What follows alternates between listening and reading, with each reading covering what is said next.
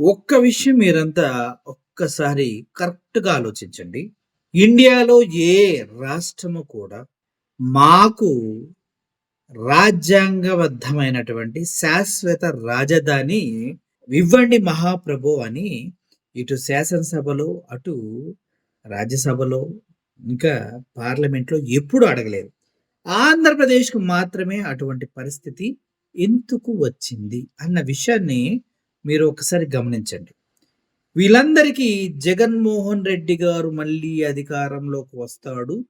వస్తే అమరావతి రాజధాని అంటూ మనం కోటాను కోట్లు వెచ్చించి అక్కడ రియల్ ఎస్టేట్ దందా చేయటం కోసం భూములు కొనిపెట్టాము.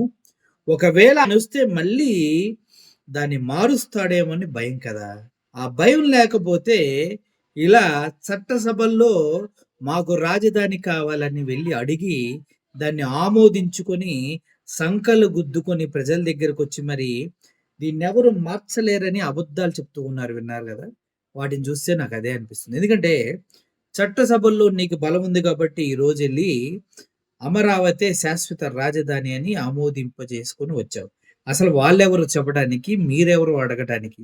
రాజ్యాంగబద్ధంగా స్టేట్ గవర్నమెంట్స్‌కి రాజధాని నిర్ణయించేది ముఖ్యమంత్రి. ఏ ముఖ్యమంత్రి ఉంటే ఆ ముఖ్యమంత్రి రాజధాని నిర్ణయిస్తాడు.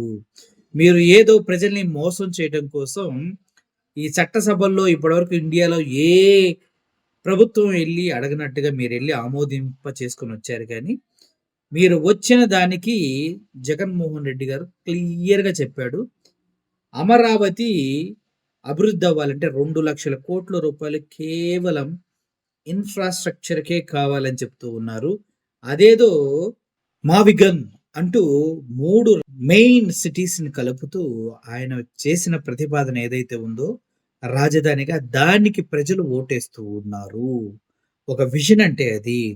ఆల్రెడీ పోర్ట్స్ ఉన్నాయి. అలాగే పోర్ట్స్ ఉన్నాయి, ఎయిర్‌పోర్ట్‌లున్నాయి. అన్నిటికి మించి రహదారులున్నాయి.